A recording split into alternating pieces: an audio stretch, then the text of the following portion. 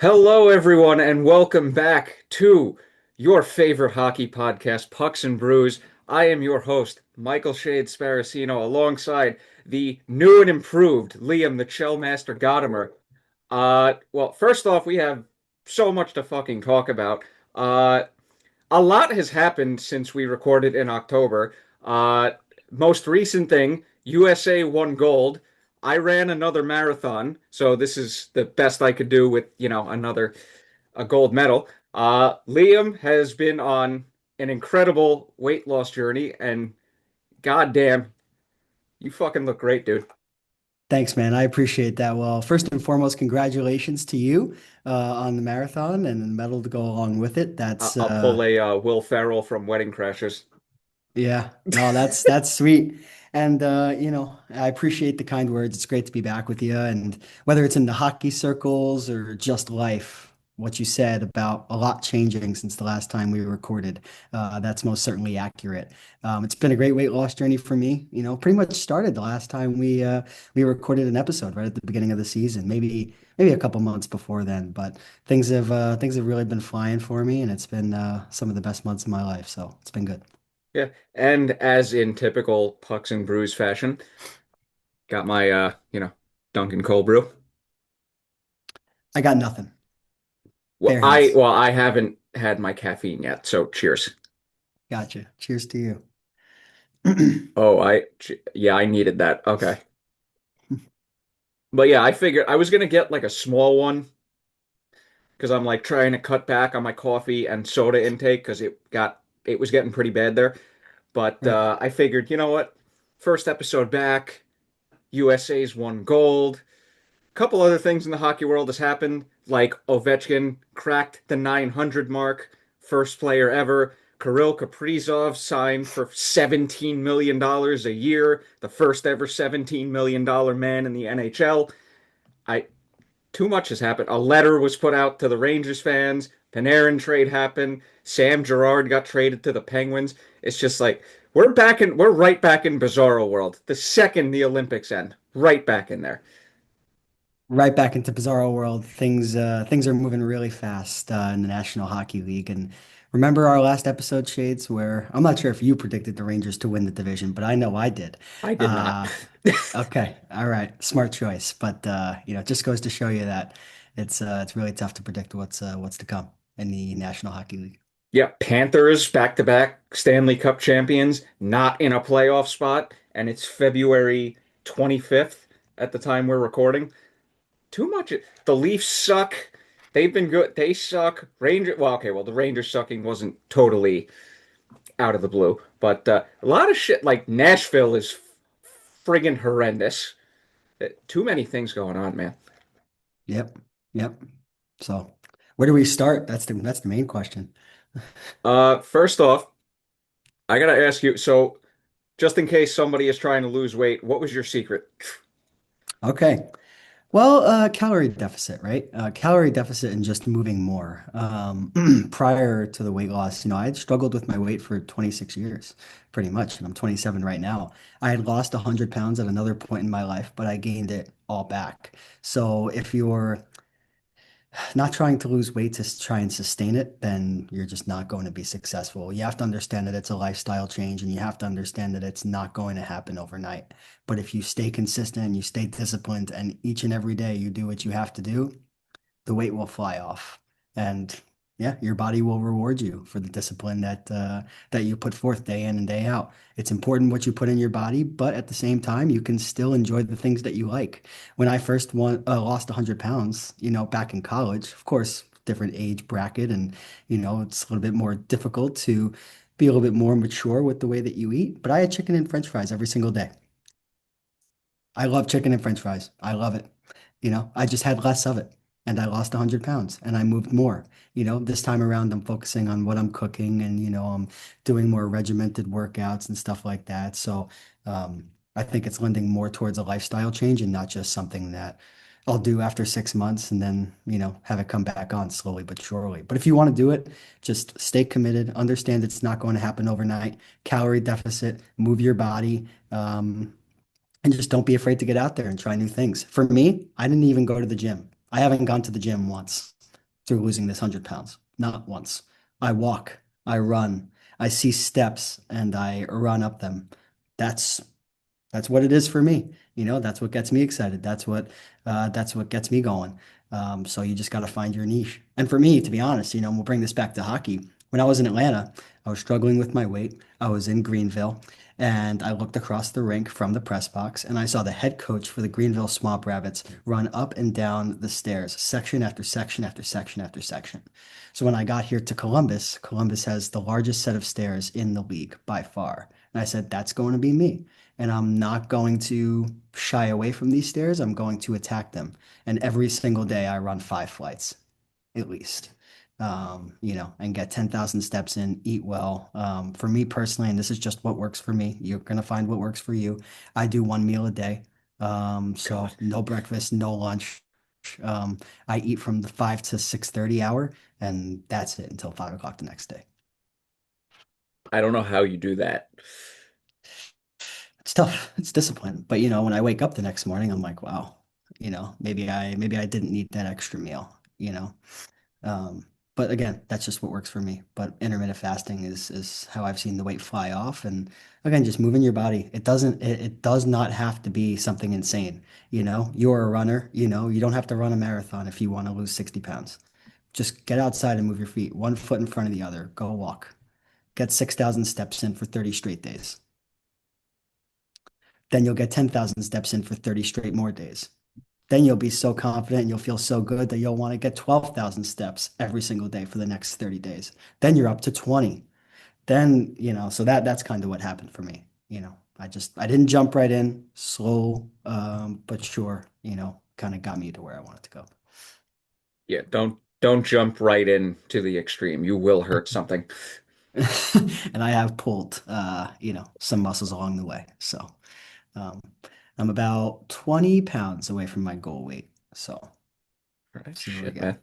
Proud of you. Of course. Proud of you too. Talk to me about, so if you want to run a marathon, what do you got to For do? one, start slow, especially if you're not in shape, because a couple years back I was not. I literally went pretty much over 2 years without running, and then I was like, okay, first Monday of April, I have to start. That Right. first mile was god awful. Probably Okay. took me like 11 minutes, and I felt like shit for like 3 days. Fast Hmm. forward 7 months from that, not this one, but the last marathon. Things that particular day did not go well, but slow and steady progress, slowly build up, emphasis on slowly. Because I tried to go from 1 mile to 5 miles because I'm just like, I did it in high school. I can do it again. 27-year-old me at the time was just like, yeah, you can't progress that quickly, buddy.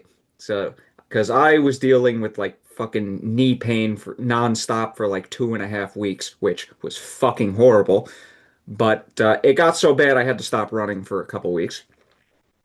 But So whether that kind of changed my plan of going rapid rise in mileage to slow and steady, little bit less during the week, and go hard on the long runs.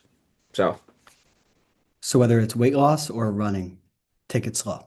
take it slow, build up, never do more than your body's ready for. If you start hurting and not soreness hurting, it's pain hurting, stop. Because Yeah. you will either hurt something, tear something, uh, what's the contusion something. Yep. I did not say that right, but you know what I mean. No, you said that right. That was right. Contusion. That's good. Contusion something. Yeah. Yeah. Got a That's little not the knee correct. contusion. Yeah. It is. That Well, that that's is the correct accurate. word, but not the correct term. But you know what I mean. Sh Sure. There's a Sure. reason I'm not a doctor. And just one more thing on the weight loss, right? Just don't be too hyper focused on the scale. Like that's It's just a it's more number. of a week by week thing, right? Focus on how you feel. Look at yourself in the mirror in the morning. Like if I have a cheat day and I wake up the next morning and I look at myself in the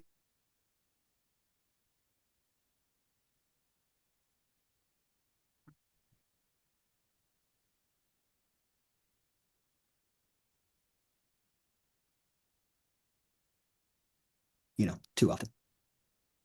I love how you froze on my end there for a second, so I hope Same here. your internet connection is unstable. I'm just gonna have you repeat that because I don't know if that got picked up. Don't focus too much on the scale. The scale is just a number. Focus on how you're feeling day in and day out.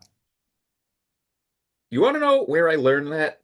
A random ass video from DDP back in the day when he like first started DDP yoga.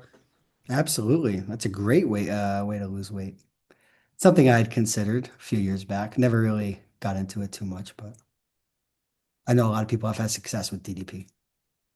I just probably should start because I am like so stiff all the time. It's just like I'll do this and I'll be like, that wasn't hurting 10 years ago. I went swing dancing earlier this week, and yeah, I was more sore from that than any of my workouts throughout the last 6 months of this journey. So, Dude, it is like getting old. incredible what you can get sore from. Yeah. All right, well, that is probably the biggest intro we have ever done, but we had a lot to catch up on. I mean, goddamn. Yeah. Dude, you look fucking great, pal. Thanks, buddy. I appreciate it. You too. Even though I've put on a couple pounds and been doing the complete opposite of you the last 4 months. Thank you. And you know what? Like, last thing, just on the weight loss stuff, I feel like so many people who have stressful jobs kind of use that as an excuse as to why they can't do it. I wanted to prove something to myself, yes, but I want to prove something to others, Like, how hard it is as a hockey broadcaster, having to grind and travel, and maintain, that weight loss. Like, it's difficult. And just want to show other people that it is possible and that you can do it, no matter what your circumstances. So.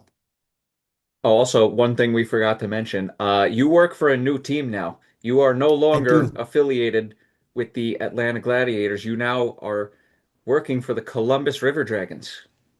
Yes, I am of the Federal Prospects Hockey League. The River Dragons in playoff position, having a really good year, and being in Columbus is truly special, and I'm honored to be a part of this organization. And I hope everything's well in Atlanta. They're in first place, or towards the top of their division after a couple of tough years towards the bottom of the league. So I'm really happy for them, but couldn't be more excited to begin and again really execute on this new chapter of Liam's life here in Columbus, Georgia. Also, Liam's at work right now, and he's a fucking true trooper for doing this. Oh, of course, no worries. My lunch break. It's all good. I lo I don't eat lunch. See, it works. Oh It my God. works. I don't know. Dude, I cannot function without at least like a bowl of cereal or something small. Like I have I to have don't. something. I don't drink coffee either, dude. Don't Like, start. I'm Trust going off me. nothing. I'm going off nothing right now. Trust me, do not start. Like don't start. We don't even. Yeah. So I'm going off half a bottle of water. So, I'm getting Mexican food tonight though. So I'm excited for that. Some chicken and rice and nice big avocado. So can't wait. Nice, nice. Yeah. Okay, now that you brought up rice, this is a long ass intro, but I don't care. So my my boy Jonathan's grandmother makes like the best fucking white rice you will ever have, and he'll Okay. just randomly send a pic in the group chat sometimes, and I'll just be like, "You son of a bitch!" Like you gotta taunt me with that rice. Yeah. Rice is good, man. I don't know what she does to the rice, but I mean, goddamn, it's just some really good fucking rice.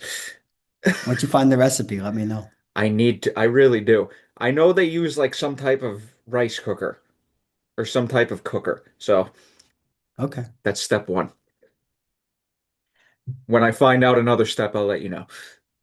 Please do. He did this like 2 nights ago, and I was just like, God damn it, now I'm hungry. Anyway, Yeah, I'm hungry right now too. I gotta fight through it. I just had a donut as my breakfast because I woke up late. So Breakfast of champions. breakfast at liter I used the points that I had accumulated in the app for this, and somehow I had a free donut reward. So Okay, I'm just like, oh, I forgot I had that. It expires March 6th. Let's have it now. sweet. Yeah. Yeah, so coffee and a donut for free. Not bad, right?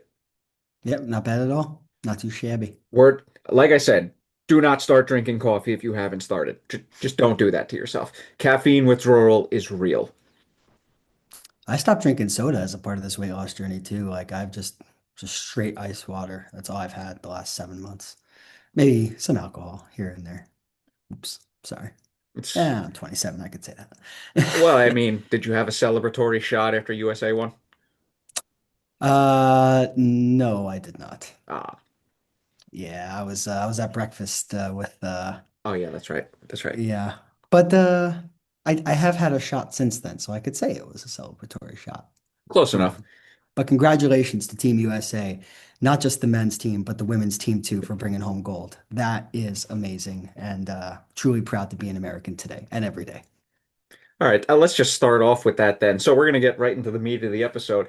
I haven't said this in a long time on the podcast, but if coming all hockey fans, please enjoy a drink of choice throughout this episode. We heavily encourage it, even though neither one of us are alcoholics.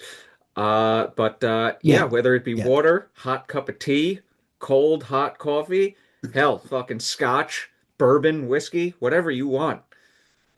Take a sip, enjoy, listen to some hockey talk. But yeah, let's start off with the USA, both men's and women's winning gold. Unfortunately, I barely saw any of the tournament and really was only able to watch the quarterfinals and the final. But holy crap, that OT goal for the women's. Jesus Christ. Holy crap. Keller, a defenseman, Who would have thought? just an incredible move. Deked right around the defender and to be able to have the puck on your tape all alone against the goaltender after executing a move like that and put the puck into the back of the net to secure gold for your team. I mean, that is storybook type stuff right there. So congratulations to the entire women's team and what a way to bring it all home. I can't even score a goal like that in shell, let alone real life. Me neither. Me neither. And it's really a testament to where women's hockey is right now, with the PWHL and with the Olympics, which we, get to see as well every so often. The influx of talent in women's hockey is just absolutely abundant. And if you have not taken notice of leagues like the PWHL or just women's hockey as a whole, now's the time. Now's the time. I got my start calling hockey, calling women's college hockey D3 SUNY Oswego. It was incredible then, and it's incredible now. Just because it's not exactly the same as the men's game doesn't mean that it's not an enjoyable an experience. If you are a hockey fan, you will enjoy watching them play. And I was certainly one of them, watching them take home the gold and Keller playing the hero. Yeah, just absolutely. See, that's one of those things where you're just like, yeah, I have the best moment of any friend in my friend group or family. Just like, oh, you want to try and flex? Yeah, Olympic gold medal, overtime winning goal. Come at me. Defenseman, by the way. Defense. Dude, that's like the biggest flex. It's so cool. That's, yeah. And then on to the men's. I remember it was like an 8 o'clock game. I think puck drop was technically like 8:20, 8:30. But I remember setting my alarm for 7:30, immediately went to go get a sausage, egg, and cheese on an everything bagel from the bagel store by me, got my Dunkin' coffee, and I'm just like, I'm ready. You're ready to rock. And what a Ready to game it rock. was, Shades. Mm. Now, granted, I mean, USA thoroughly got outplayed. Let's call a spade here, but I don't care. They won, and I'm happy. Yeah. Yeah, I'm happy too. They did get outplayed. They have Connor Hellebuck to thank for a couple of game-saving stops there in the third period. Don't forget about the save that Charlie McAvoy made, Yep, which Charlie did McAvoy not too. get enough attention during the game. McAvoy's just elite. What an elite defenseman, two-way guy. What a future he has in Boston, present and future for Charlie. But Hellebuck, a big reason the defense for the United States as a whole, not just McAvoy, really came to play and helped the team to win. And again, And in the third period, Canada went on the power play and you just didn't know which direction the game was going to go. And to be able to get it to OT and despite a few chances on the other end of the ice in the extra session, to be able to finish it off and with, might I add, the talent on the other end of the ice. Oh yeah. I mean, just incredible. Great play by Werenski there on the zone entry. He's double teamed and he still finds a way to filter that puck over to the far side. And when Hughes has the puck on his tape, left circle like that, Jordan Binnington, good goaltender, big game binner, but not right there. Hughes picked this spot, and Quinn was the overtime hero in the semis, right? Against Sweden, and Quarters. then in the quarters against Sweden, and then Jack in the championship That game. Dude, that's gotta be so fucking awesome. Like, first off, not one, but two sets of brothers winning Olympic gold. One of the Yep. sets of brothers had two of the three overtime winning goals in the elimination games, one of which is the gold medal. Like, Yep. how awesome is that? It's what hockey's all about, right? Building yourself a legacy and to be able to do it with your family is even more special. Yeah, And you can clearly tell the pride that not just Jack and Quinn, but every single American on that team has in their oh, yeah. country and had in their country while playing in the Olympics, trying to win gold. So it was a spectacular moment. Very happy that the United States was able to Yes, take home the victory. And I predicted Jack Hughes, the one to finish it off. you And did. Jack was the man who got it done, but And cannot and be then lost in you any of went this. out for breakfast and missed the goal. And then I did go out for breakfast and missed the goal. Right But you before I had a very entered, good reason though. yeah, I did. Right Yeah. before I entered Flying Biscuit Cafe, I was like, all right, for who did I pick for Canada? I think I did Marner for Canada because he's just been Who'd you insane. or did you pick McDavid? It was Marner. It was Marner and Hughes, and Hughes was the one who got it done. And what a shot. What a shot. And what can't be lost in any of this is Werenski. What a pass. Yes. What a pass. The degree of difficulty to be able to get that puck rink wide and in a spot, in a soft spot for Hughes to be able to collect it, grip it, and rip it glove side on Jordan Binnington. It was perfect. Hey, It was perfect. it is a game of inches. Because if you look at the shot from the angle that's near the bench, you can tell if he shoots that puck 2 inches to the left, Binnington saves that. But he Yep. perfectly picked his spot there, right on the ice 5 hole. Yes, he did. And it was a good first pass too. You Yes. know, pass is clean. The shot will be clean. And like you said, Hughes, if he was a couple of inches off, Bennington had the angle.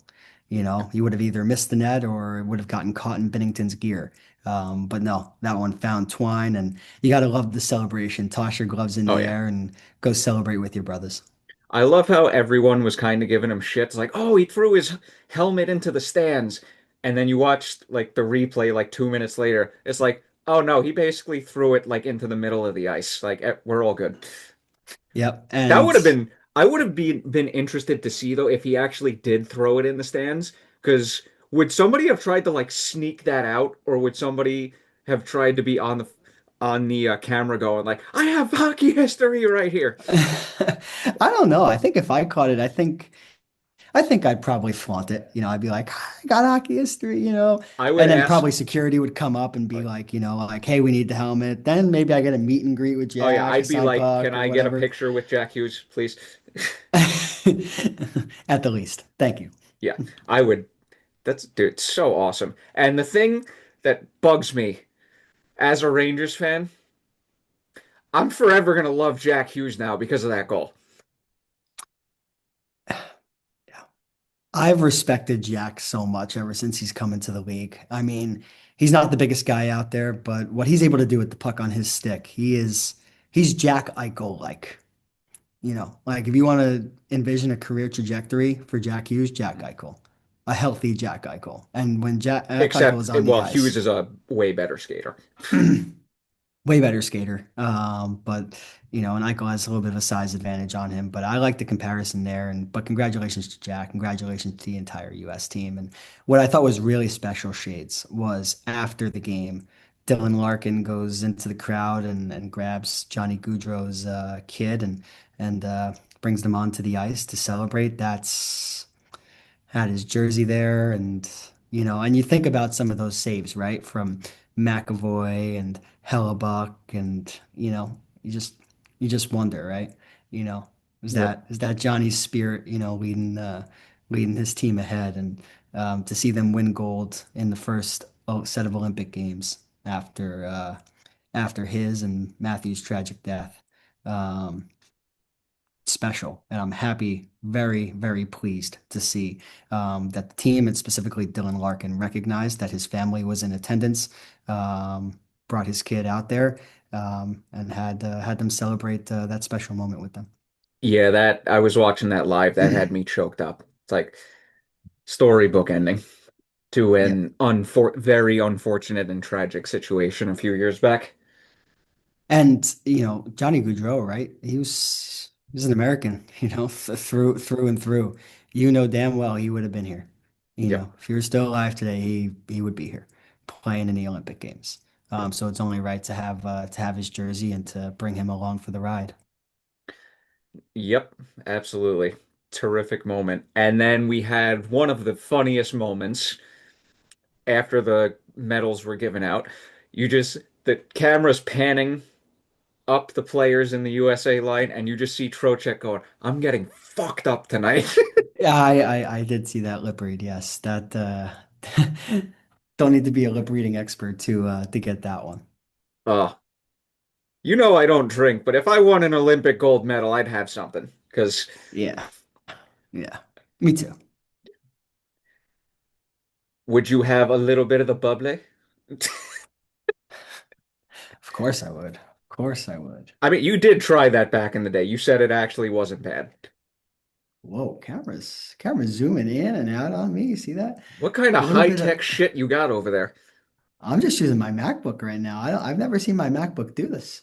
I didn't Maybe even know the the MacBook camera could do that. maybe the government is tracking me right now. Hey, Yeah, watch they're what you like, say about Liam, the go U.S. back to work.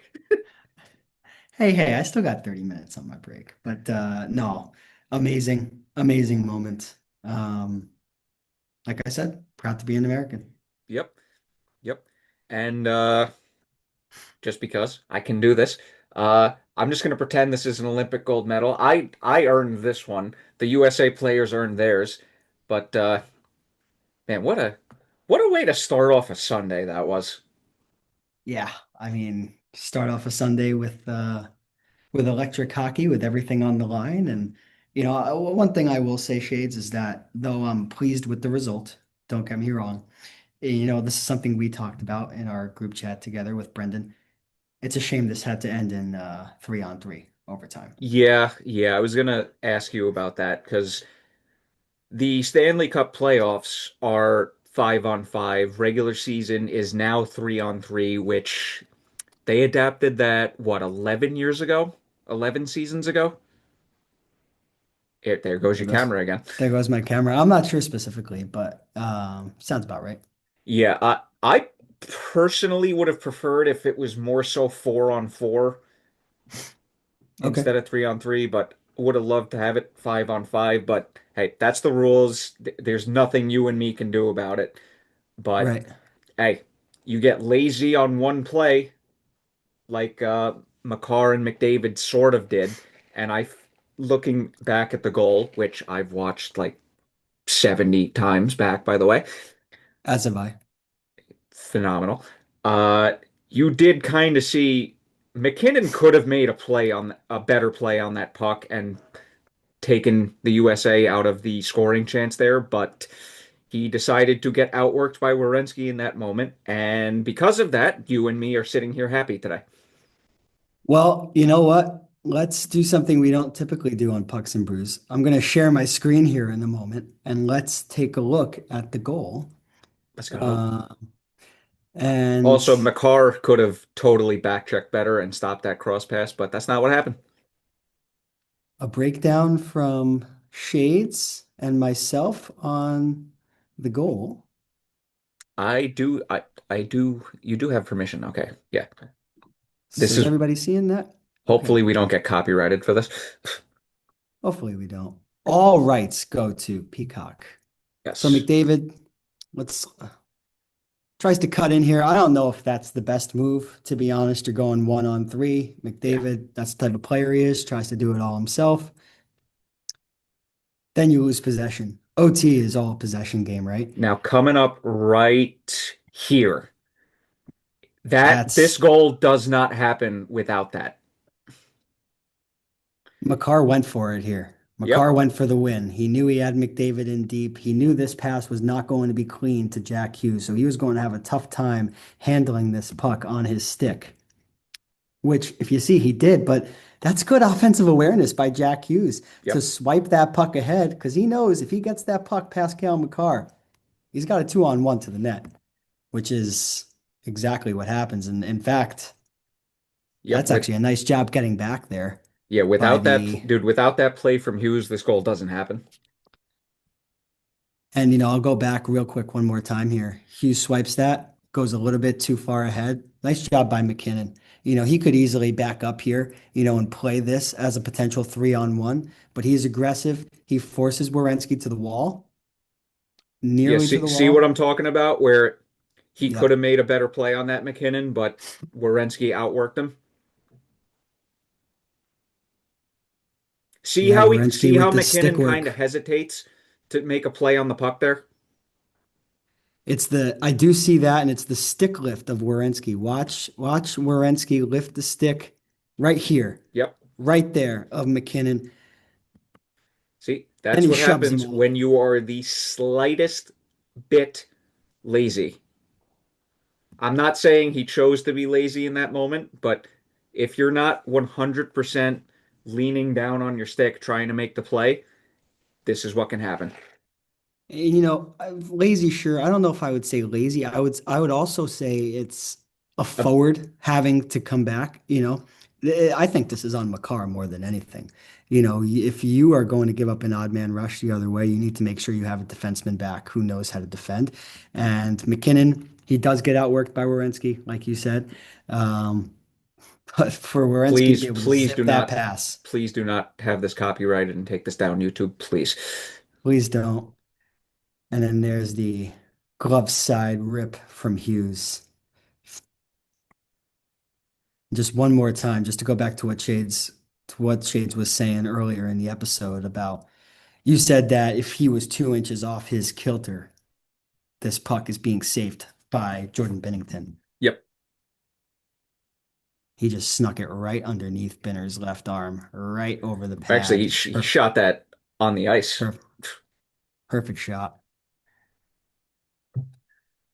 One more look at it. Now, the one thing I do that, want to see oh, one more love thing. this shit. I do want to see one. If there's here's the behind the net angle. Yeah, see, it beat him. Let's see. We're We really got some going all out for you. high tech stuff going on in Pucks and Brews today. So there's the jump and I really, really hope this doesn't get taken down. into the Love, back of the net. love That's it. all we'll show. All credit goes to Peacock, NBC, and those Yes. covering the Olympics. We do not own any of that. We're not No, monetizing this episode at all. no. We just want to share with you and talk about hockey. So Yeah, we just do this for the love of the game. definitely. Yeah. So YouTube, please. Yeah, please don't take this down. Please let us keep this up. It's not like this is going to blow up because nothing, it's been like 5 years. Nothing has. Oh, hey, you never know. Hey, hopefully one day. That would One be kind day. of nice. But yeah, that was just awesome to see. And I swear to God, I almost tripped over. My mom had momentarily put the laundry basket down before she brought it up the stairs, and I almost tripped over that celebrating. Almost Almost. busted That's my the ass. key. That's the key word. Almost. Yeah. I immediately like when Hughes got the puck on a stick, I went like this and then started to celebrate, looked down, was like, oh crap, I gotta avoid the laundry basket. I gotta get out of Dodge here. That's funny. Yeah, Yeah, so I was at breakfast. We were waiting for a table, and so the restaurant is kind of in like a little bit of a strip mall. mm. So we were walking around exploring some other things while we were waiting for our table to get ready. And I glanced over to a TV, and there it was, USA celebrating. And I was like, man, I wonder who it was. And lo and behold, it was Jack Hughes. And to be able to go back and watch that after breakfast was awesome. Ah man, what a way. What a way to end the Olympics, even though technically they aired a I think a bobsled event after. I'm just like, hey, let me watch this for 5 minutes just because. And let me also say, Shades, great call, Kenny Albert, Yes. for the entirety of the Olympics. He was sensational. Yes. Yeah. Hey, Rangers play-by-play man now, Olympic Yep. play-by-play man. Dude, this guy living the dream. He's got the dream job for sure. That's You gonna be know, you I one mean, day, kid. from your mouth to God's ears. How awesome would that be, though? If I become play-by-play for the Rangers ever, you and Brendan will have season tickets on me. And you guys can come to the press box whenever you'd like. You can meet any Ranger you'd like. And hey, if you're watching Pucks and Brews and you're a loyal supporter from the beginning, comment. And if somehow, some way I make it as an Olympic or Rangers play-by-play broadcaster, I'll hook you up too. That'd be nice. We support those who support us through and through. So See, you know me though, I wouldn't abuse that. I'd be like 2 to 3 times a season, just so I okay, don't like overdo it. you wouldn't be overdoing it. You wouldn't be overdoing it. Not at all. I'd give Let's just you hope like the a Rangers are good. Yeah, I'd give you like a couple weeks to settle in though. I wouldn't do that to you on your first night. Hey, Liam, congratulations on the new gig, man. Get me tickets. Yes. I wouldn't do that. No, if you text me and congratulated me, I'd be like, yeah, man, like, here's two seats. Here's It two see, it seats wouldn't for you. start off as a oh congrats Liam. It'd be like, oh shit. That'd be the first text in the chat, and then the congrats. Yep, yep, right on, right on. Hopefully it happens one day. Hopefully. Hopefully. Hey, believe. Believe. All right, and now that we have officially talked about the Olympics, you can see that I am in a different room now, and I am no longer wearing the medal because my brother is working from home today, and I record out of his room because he has the bigger room. And yeah, anyway, so uh, within the last month or so, the New York Rangers have done New York Rangers things, and they have gone back to sucking, so continuing from last season, but we have officially been sent another letter out to the fans. I'm not going to read the whole thing because it was just depressing, but Yes, I, it I, was. yeah, really what I want to get into is they're calling it a retool on the fly, kind of like they did back in 2017 that ended up turning into a full-on rebuild less than a year later. My question to you is, do you think this is going to be more of a retool, or are they just trying to put a spin on it to not say it's actually a rebuild, which, if you really think about it, that's kind of what it's going to, because if you look at the prospect pool, not great. State of the roster, not great. Just everything together. It's not good. It's not good at all. And Shades, I think if you're going to identify what's to come as a retool, you have to have enough of a foundation of players to build upon. And right now, I'm not convinced that after the trade deadline, the Rangers are going to have a foundation of players to build upon to build a contender. And when you say that about a team, it usually means that they're heading towards a full-on rebuild. I think that's where they're headed.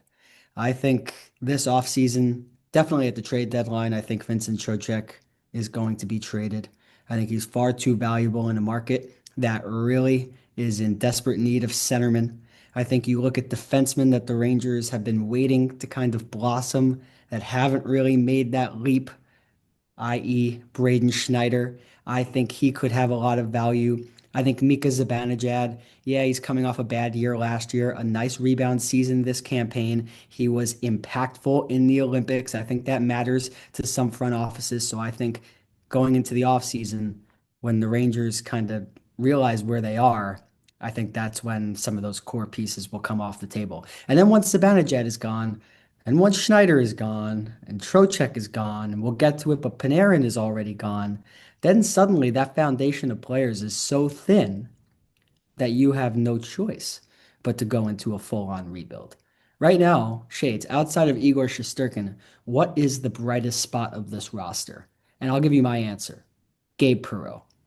What's your answer? I if currently, you have to say either Fox or Zibanejad because both of them are having They're both massive regressing. bounce back seasons. Uh, I think Fox got cut from the Olympic team. Zibanejad, yes, but my point is, I think that the brightest spots of this team are with their young players. And I Gabe think Perreault we've is kind of the realized, only one. and Gabe Pro is pretty much the only one at the NHL level that, at his age, has shown enough promise to where I can sit back as a fan and say, okay, this guy in 3, 4 years should be a legitimate top six NHLer every day kind of guy. But you're kind of in a tough spot with some of your other guys like Lafreniere. Like Lafreniere, number one overall pick, has not turned into the player that many of us had thought that he would become. So, Shades, this all points to me as a full-on rebuild. It does. It does. And hopefully they can get through it quickly like they did in 2018. But a lot of that was due to signing Artemi Panarin. And guess what? And There's Jacob no Trouba. free agent. There's no free agent splash this offseason for the Rangers to go get. The guy you want to go get is in 2 years after his contract is up, and that's Connor McDavid. But there's nobody coming in to save the day in this free agent class. Nobody. And you made your bed, and now you have to lie in it by not giving Panarin the money that another team might give him. If you really wanted a retool, you keep Panarin. Yes. You do. You do. And if you're okay with a rebuild, you move Panarin, you move Trocheck, you move Zibanejad, and as I said at the beginning of the point, I think those are three moves that are going to come in the future. Well, Panarin's already happened, but I think Trocheck is going to get moved. I think Zibanejad's going to get moved, and I think Schneider's going to get moved. I predict Trocheck and Schneider are gone by the deadline. Zibanejad in the offseason. I'll get more into the Panarin trade in a minute, but Yeah, just to touch upon Gabe Perreault and Lafreniere, well, Perreault really is the only draft prospect that has been drafted so far that has legitimate NHL upside in Chris Drury's tenure, which one player in 5 years, that's not good. But hey, we have to harp on every little bright spot we can get these days. But especially when more so it comes to Lafreniere, he was drafted 2020 during the pandemic draft, and you yep. you were spot on. Has not developed into the player that he should have been with the number one overall pick. But that just goes to show two main flaws with the organization. One, player development, which has been It's an issue. non-existent, and Yep. two, the current state of the roster. You can't blame this on Jeff Gorton and John Davidson anymore because that team is long gone. Every single current contract on the New York Rangers was either acquired by or signed by Chris Drury. So this is 100% his team now. And, well, look where Zibanejad too. his current contract, yes. The trade was under Gordon though. Yes.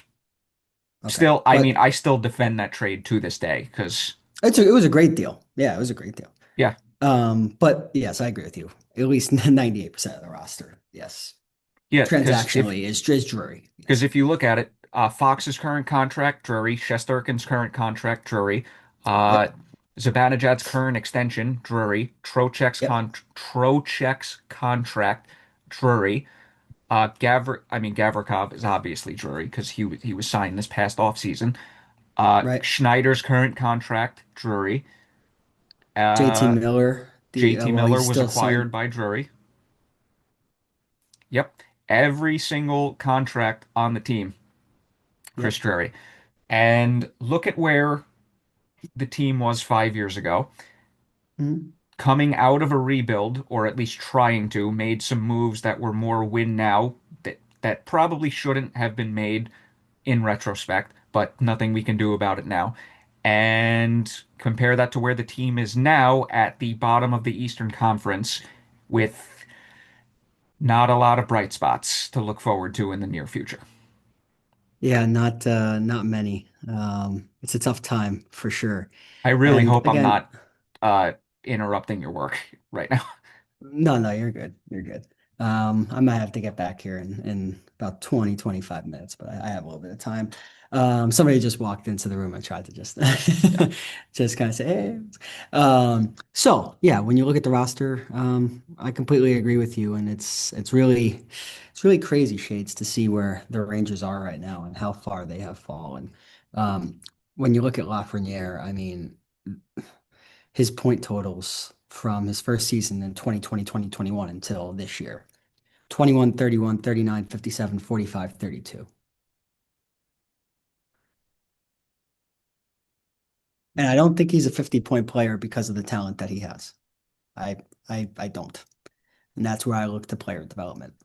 And even Gabe Perreault, right? I mean, it's his first year, so you'll give him the benefit of the doubt, but 8 points in 24 games. This has been a team that's been at the bottom of the league for a good couple of months now. Gabe Perreault's been getting top 6 minutes. And you just look at all these other players, right, that leave the Rangers and they just have wildly successful careers. I mean, you see how dominant Capo Caco was for Finland in the Olympics. Like, it's disappointing. It's a problem. And, I wasn't always the guy who was super critical of Chris Drury. I know you were. Um, Yeah. I'm on your I'm on your side now. It's time for a change. It's time for a change. You can And the only fact that he go. got extended last offseason is just, it's the definition of insanity. It's doing the same thing over and over and expecting a different result. Do you want to know what the definition of insanity is? Did you hear James Dolan's interview on WFAN? Yes, I did. That is Yes, I the did. definition of insanity. Shades, you're 100% correct. Yeah. Hey, you can only go so long before a compilation of bad moves catches up with you. And we're seeing that now with the Rangers. Notice how calm I'm being right now. I could totally roast Chris Drury Yeah. right now, but I feel like I've done that enough to the point where right now we're just calling a spade here. We're just pointing out facts. So that's where I'm at. And and the only bright spot of this season, the only bright spot of this season is that we're the third to worst team in the league, and that Gavin McKenna is a generational talent, and we have a legitimate shot at him. Either McKenna or Keaton Bierhoff, who is a very large defenseman playing college hockey right now. Um, so at least the future's bright. But again, like it's the same problem though. I would hope that Gavin McKenna or Keaton Bierhoff is talented enough to be able to overcome the lack of development in the Rangers system. But at the end of the day, you've already had one number one overall pick and one number two overall pick come in and Capo Caco since coming into the league. Points 23, 17, 18, 40, 19, 14. 14 points in 30 games before he got traded. The season before, 19 points in 61 games for a 23-year-old who's 6'1", 200 pounds. Number two overall. Yeah, not great. I don't want to say this is a red flag. Well, I mean, I kind of do, but I'm gonna more so lean towards the yellow flag category. Say Mhm. we do draft either McKenna or the one of the other top three prospects because we win one of the draft lottery spots. Right. I just look at where the team is at right now. Perot is really the only bright spot on the roster, as we've said. But if you look at Lafreniere, a former first overall pick from less than 6 calendar years ago, in terms of like month that he was drafted, I haven't seen anything out of him since Sullivan became the coach, and that kind of worries me, I especially. haven't seen anything out of him since he's gotten drafted. The only thing I've seen is his performance in the playoffs against Florida, where he just kind of turned it on for a couple of games there in the conference final. Outside of that, I haven't seen anything. I've Okay, seen a yeah, that's guy who very scores a fair lot point. of I've seen a guy who scores a lot of garbage goals and produces at even strength, but I also see a guy that doesn't really look too confident out there is getting power play time and not producing. I mean, that's been the thing with Lafreniere since the beginning, right? Yeah, Oh, you got to give him time on the power play. How can you expect him to produce when he's playing on the third line and getting 12 minutes a game? Well, guess what? Artemi Panarin's not here anymore. no. This is your power play. Outside of Mika Zibanejad, this is your power play with no Fox. Yep. Belongs to you. You and Trocheck. And but I do agree with your point though. You change the head coach because you want to see some better player development. And we've seen no change. And for me, Shades, I think that's less of an indication of Mike Sullivan and more of an indication of an underlying problem within the organization. It's I think it's something deeper than just the head coach. Just to put out more than one example in Lafreniere, Schneider has also not looked good at all. They brought in Euro Vakanainen at the deadline last year. You haven't seen anything out of him. He's still a young-ish defenseman. I Yep. mean, there's just a couple, like you can pinpoint and nitpick a couple players on the roster and go, I don't know if this is the right coaching staff to turn this around. Granted, they're in their first year, but like I said, I'm not ready to put a massive red flag yet, but a yellow flag for sure. How many coaches we got to go through before we identify the issue as something that's not the head coach? How many? I mean, we're How already many there. coaches need to come in here? We're already Okay, there. so It took it's what it I took said. two in Chris Drury. It was It before Sullivan even came in. it's a deeper rooted issue. Oh, absolutely. It's a deeper rooted issue. Now, do I think Sullivan is the best coach for this current team right now? Probably not. No. I think Sullivan is a good coach for a team that's on the cusp of, making that leap. And to be fair, Shades, that's where Chris Drury thought his team was at before the year. That's That's where I where he thought thought that the team was 3 years ago, and that's really where they weren't. they had the results to back it up. Conference final appearance, and again, you could say how they got worked in the conference final, which they did. Here's Yeah. the thing that I just keep going back to on that, not to harp on this. Still got it to 6 games against a team that won two straight cups. Here's the thing that I keep harping back to in the Tampa series. The second the second half of game three started through the end of the series, this Tampa woke up and made us look like an AHL team. That is kind of when I realized, oh, this team was not ready to win because they did not show up against the best team the second they started playing their best hockey. Yep, and it's time for a change of the guard. Yes. I Now, think. speaking of the change of the guard, so like we brought up the Panarin trade, and obviously, like we need to go just slightly more in depth on it. One, I don't like that it happened before the Olympic break because it felt very rushed and frankly wasn't really necessary until after the Olympic break because I think we still have a few weeks until the trade deadline.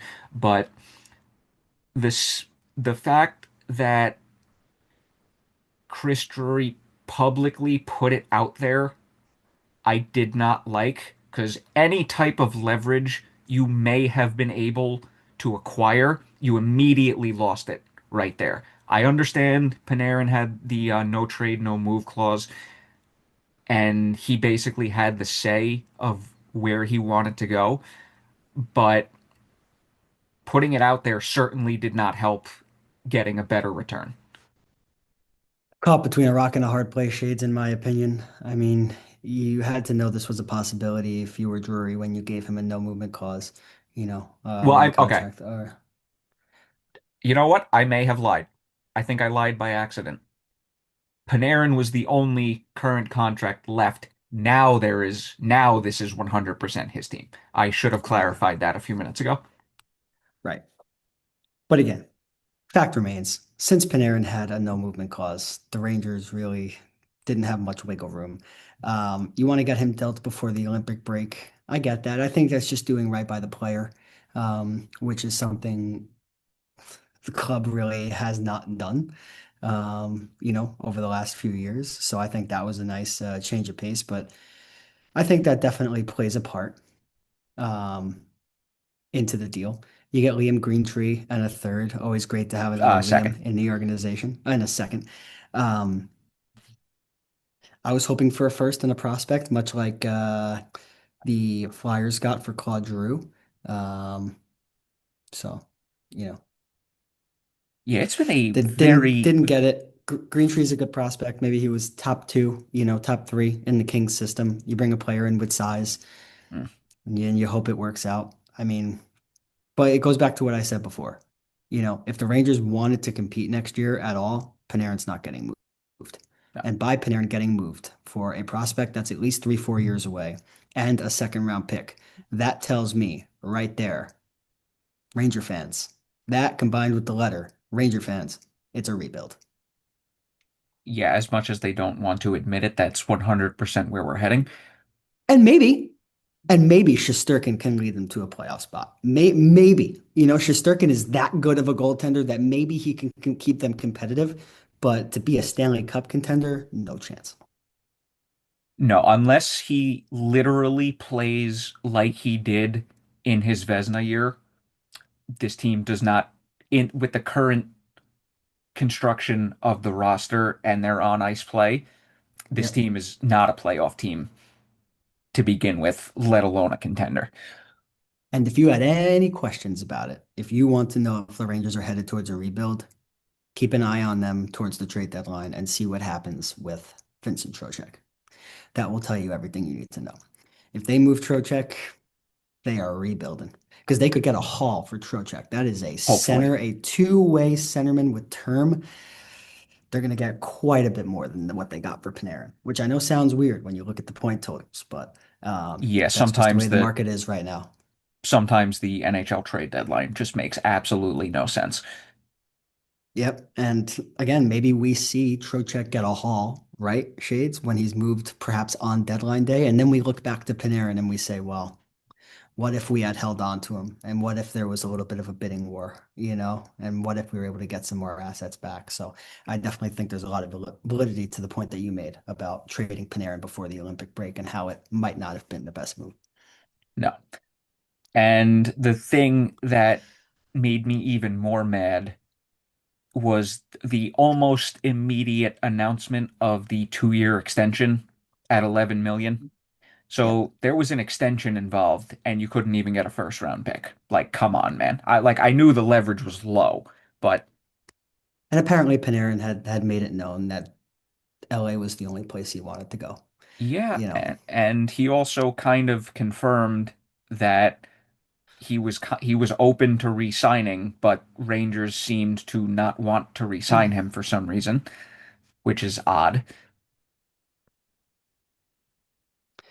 He's gone now, but I will say this about Artemi. He did release a statement yesterday. I don't know if you saw it. Kevin Weeks released a screenshot of a text from Artemi to Rangers fans. Mm. And it was incredibly sweet and well written.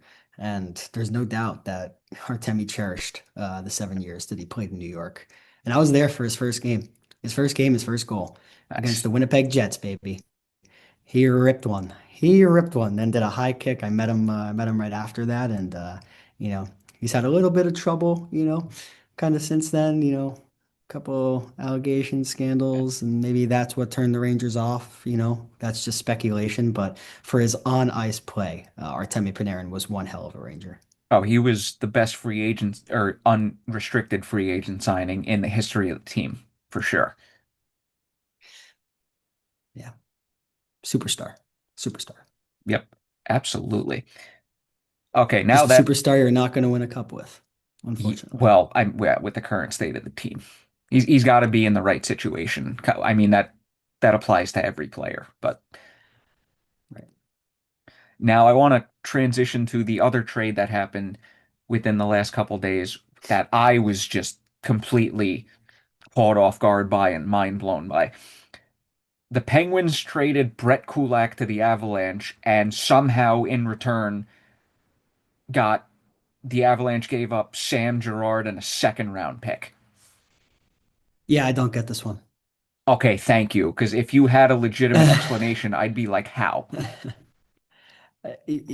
Gerard for me, I know he's 27 now, but for the last few years, I've identified Gerard as one of the better young left shot defensemen in this league. And, down year this year, sure, 12 points in 40 games. He's also a plus 12. And that's for an Avs team, again, that scores a lot of goals and doesn't give up many. Um, but for a Pittsburgh team, you're bringing in a top four D here. And I haven't watched too much of Jeff Petrie, so I can't really make a determination. What I do know is that he's a veteran and maybe he fits the Avs needs right now more than Sam Girard does. Um, but to give up a second round pick and the more valuable player is certainly something. So good for Pittsburgh, I suppose. I mean, every team could use a top four D who's just 27 years old. And Jeff Petrie, I mean, I believe Petrie last played playoff hockey where in Edmonton, right? Probably. No, he played in Edmonton earlier in his career. He played in Detroit last year. Hmm. This season with Florida. Are you sure it was Petrie? You're the one talking right now. I'm just letting you go. Or was What was it the trading? It was Sam Girard and Jeff Petrie, Brett right? Kulak? Brett Kulak. Oh, Brett Kulak. Okay, excuse me. I got those two messed up. Yes, Kulak did play in Edmonton. So I did get the team right, just not the player. This year for Pittsburgh, 7 points in 25 games. He's been good for them.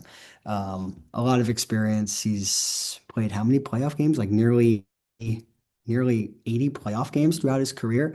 6'1", 190, 32 years old. For me, he just fits more of what they need. But you're trading a left shot defenseman for a left shot defenseman. It's just maybe the Avs just weren't sold on Girard. But if I'm the Penguins, I'm saying, yeah, give me that deal every day and twice on Sunday. To me, this is the Avs trying to overcorrect a problem that only needed minor tweaking with how they lost in the playoffs last year. I agree there. And I think I could envision looking at the Avs in the next couple of years and being like, wow, they miss Sam Girard on their blue line. Yeah. Like I could see that being a legitimate thing. But for this year, they're clearly gearing up for one thing, Shades, and that's to win a Stanley Cup. You don't bring in a player like Brett Kulak if you're not going to do that. So Yeah, just don't go up against Dallas again because Rantanen will fucking murder your ass. He'll maybe this trade magically was put up like made. he'll put up somehow like 17 points in 6 games, and Colorado will just be like, damn it, we fucked up. I'm not sure how Gerard did in the matchups against Rantanen last year in the playoffs, but maybe that played a role in it.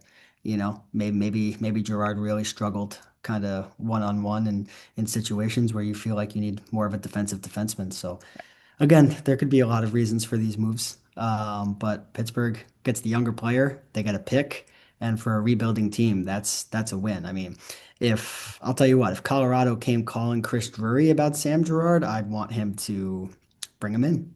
You know, like could always use some more help on the back end, but Pittsburgh, the ones who are the recipients of that deal, it's good for them. Yeah, I hate to give Pittsburgh credit here, but I mean, They're doing some good things. yeah, this was fantastic move for them. Drury, wake the fuck up. But yeah, I don't think it's a sleeping issue. no, but uh, I just gotta I hate execute. when I have to give credit to a team I dislike for making a good move. Yeah, and Pittsburgh's had a lot of good moves this year. Yeah. I think a lot of teams had them, or a lot of people had them down in the dumps, and Yeah, yeah. Going back to the yellow flag, the they're second eighth Sullivan and leaves, they kind of start playing better again, and I'm just like, I'm over here watching the Rangers in misery, going, "Did we make a mistake?" well, I'll say this too, like the Eastern Conference is incredibly weak this year, Kind as of, yeah. well. I mean, the Penguins are 29 and 27. You know, they have 70 points. Like I think that's a good year for them, but I don't think, that's earth-shattering by any means. But um, definitely bodes well for them in the future. Yeah, the Eastern Conference is incredibly weak, and the Senators still struggle mightily to claim a playoff spot. That's a whole other issue for a Not different day. not Buffalo though. Not Not Buffalo. Buffalo. I want them to make the playoffs this year. Low key kind They're gonna be the team I root for, low key kind of rooting for them. Them and the Bills completely different. Love that. Anyway, so yeah, that's kind of all we needed to get through, but great first episode back, man. Yeah, that was an awesome one. It was great being back with you, Shades, and hopefully we can get back out there again. Yeah, I rambled a lot less and I felt like I was a lot more concise than I usually am. So, No, me too. I feel like we kept it brief and it was a good episode. Now I got to get back to work. yeah, unfortunately, I actually do have to go. Yeah, I kind of do need to go to work too, just in a completely different fashion. But yeah, I'm gonna be kind of busy the rest of the day, which, hey, that's life. But Frank Sinatra, yeah, baby. so like I said at the beginning of the episode, we've seen Ovechkin break the 900 goal plateau for the first time ever. Kirill Kaprizov, $17 million player. Must be nice to have money. Liam's down on his weight loss journey, almost 100 pounds, if not more. I ran another 103. marathon. 100 what? 103. 103. God fucking damn, dude. Keep it going. Doing great. The goal is the goal is to get down to 165. So I'm like 187. So 20 pounds away. 20 pounds away. That's Keep the it goal. keep it going, bro. Do not start drinking coffee. I will not. I will not. Actually, dude, funny enough, because you said it earlier with cutting the soda, between sophomore year of high school and maybe like 3 years ago, so we're talking about 11-year span, I don't think like I may have had soda once that entire span. I have not had it since I moved down here. So And the funny part is, like, I didn't miss it while I wasn't drinking it, but the second I started drinking ginger ale again, I'm like, God damn, I missed this. that's when you missed it. Yeah, it's like the withdrawal didn't hit you until you took a sip of it again. Gotcha. Yeah, it's weird how things work. But yeah, this has been episode 80 of Pucks and Brews. I promise you, we will not take November, 6 months. December, almost 5 months to record an episode again. That just, hey, our schedules just haven't matched up. Life, it is what it is. But trade deadline will rapidly be approaching over the next few weeks. I actually don't know the date of it off the top of my head, but I have a feeling we are going to have a lot to talk about. The NHL trade deadline is coming up on Friday, March 6th at 3 p.m. Oh, crap. I am going to be on a bus upstate. I'll be preparing for a hockey game. Well, actually, hopefully the bus ride will be over by 3 p.m. if it gets in early, because I think technically I'm supposed to get there like 3:15 that day. So if it can get there like 15 minutes early, that would be kind of nice. But at least I'll have something to keep me awake and entertained this time around instead of me usually just falling asleep. Absolutely. Can't wait. That's going to be a fun day. Or it may not be with some of the moves that may happen for us, but you know what? We'll cross that bridge when we get to it. Liam, it's been great.